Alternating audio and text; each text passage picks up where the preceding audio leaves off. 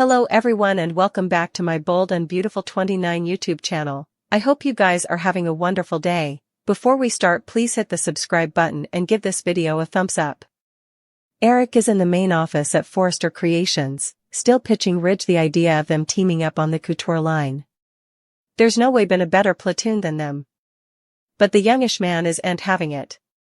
You do ain't want to be back in the fosses, he tells his father. Wait to not hear, Ridge. The dressmaker reminds his pater that he formerly made a big fuss over his final collection. But Eric is outraged. He's a developer, an artist, he doesn't want to be put out to pasturage. Ridge feigns empathy, nearly reducing Eric to gashes, as he says he'll take the pressure of being on the frontal lines so that his father doesn't have to. Ridge doubles down on his station, arguing that it's not worth Eric risking his life to work so hard. The work itself is covered. Ridge barks. You asked me to take over the company, I've got it. With that, he cuts their discussion short and exits. At the same time, Brooke and Donna argue in the exchange about the appearance of a changing of the guard at FC. Donna is as taken suddenly by the discourteousness shown to her hubby as Bill was by the way Katie has been treated. Whatever's decided, Brooke says, telling off any responsibility, is between Ridge and Eric.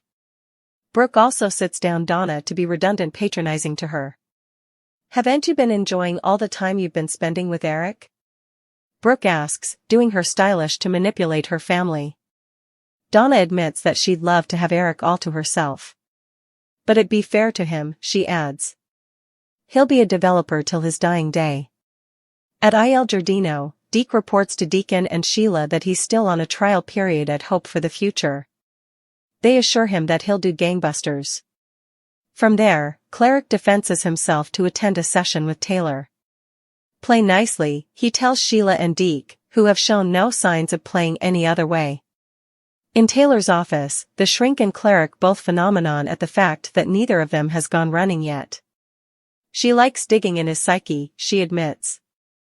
Also get the shovel, and let's get dirty, he cracks. From there, the case admits that he's feeling confident in his marriage again. If only he could win his kiddies over to Team Sheila. Cleric goes on to count his discussion with his helpmeet over Thanksgiving. Sheila, he relates, sees Taylor as the great rescuer of their marriage. Well, Taylor is happy for them.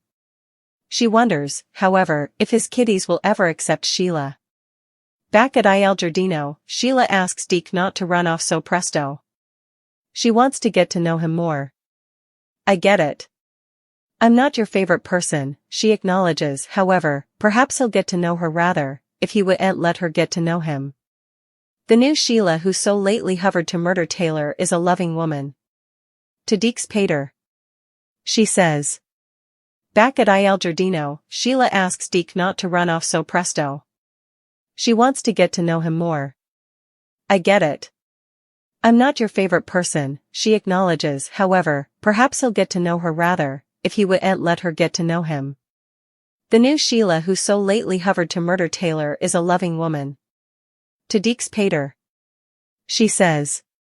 Why is this a recreating theme in my life? Deke prodigies, people swearing they've changed. Sheila at first says she wants a nice, simple life with Cleric, also corrects herself she wants to be accepted by his kiddies, too. Sheila admits to Deke that she's looking forward to Hope's marriage. Sheila sees it as a chance to show everybody that the Sharp family is truly united. Huh. At the same time, Cleric is admitting to Taylor he's doubtful whether Deke and Hope will be suitable to forget Sheila's rearmost sin. He's not indeed sure she'll get invited to Hope and Liam's marriage. Ridge recaps his heated discussion with Eric, and Brooke recaps hers with Donna. Dad's got to hang it up, Ridge insists. At least he'd a swan song. That last line Eric designed nearly put in the grave. Now, as Ridge sees it, it's his job to keep his father safe. The primogenitor has earned the right to walk down. A forlorn Eric thinking to himself, out with the old, in with the new. The company I innovated, time for me to leave? I don't want to leave. In his office, he pulls out an old print of himself and Stephanie. Are they really gone now? Push him out? The sad music sure sounded to suggest that they were. Thomas could have a new association. Is she someone his family will authorize of? This is the man who formerly upon a time dined with a mannequin designed to look like Hope. The last time we saw Doubting Thomas, he was in the weeds. He'd no GF and his pater had just ditched his mama.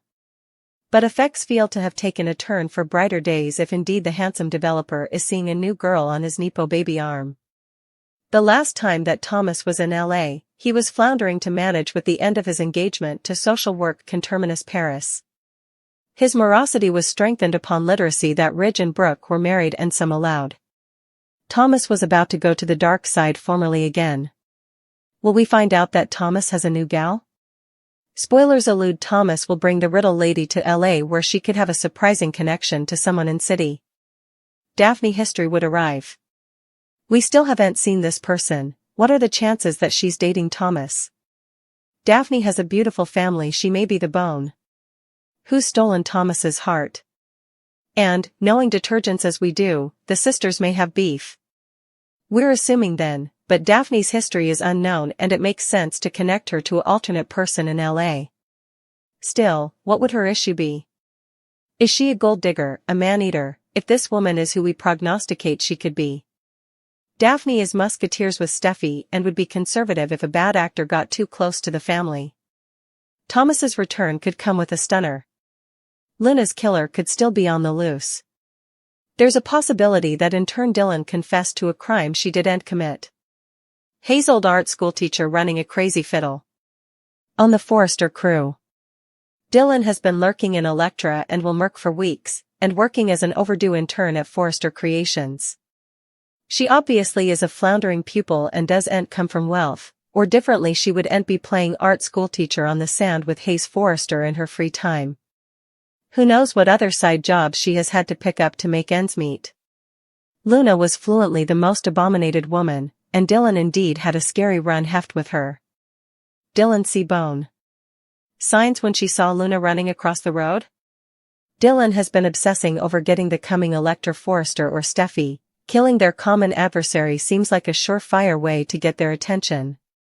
Steffi will meet Luna's killer when she shows up to apologize to Finn. Obviously Steffi will fate Dylan from around the office and working with her son. Steffi is thrilled that Luna is dead and gone. She can't cut Dylan a check for vehicular manslaughter, but she can make sure that her career thrives at Forrester Creations. Hayes' mama could indeed give her a little redundant for her Christmas perk this time. Running Luna down and ending her reign of terror could turn out to be veritably salutary for Dylan. Could that have inspired her to confess to the crime indeed if she didn't commit it? Luna down wasn't going to get charged, so she didn't have to worry about going to jail. Dylan is just a leverage chaser, who really hit the capture with their auto that night. Thomas' return will be a significant focus while medications for vacation parties are underway. Dylan as further characters will discover that she was responsible for running over Luna. Will admit updates on this shocking disclosure before he joins Electra in offering support to Dylan at the Precipice House. The three will make their way there so that Dylan can confess to Finn and Steffi about her involvement in Luna's woeful fate. Finn and Steffi by surprise, but they will eventually agree that Dylan shouldn't carry guilt for what occurred. Dylan had no way of knowing that Luna would vault in front of her vehicle, so she bears no blame in this situation. Bill office, he encourages Katie to make a big change, quit Forrester Creations and work with him. Bill wants to bond with his family and hopes to have Katie and Will as workers soon. While Katie thinks about Bill's offer, Donna will meet Brooke away. They might talk about Eric, since Donna is thankful he survived his health issues and wants him to retire. Ridge Forrester will feel the same way and try to push Eric toward withdrawal. Eric will be upset with Ridge for suggesting he should just step back, and they will disaccord. Hopeline might get a PR boost as Forrester Creations needs to shift the press's focus from the Luna chaos.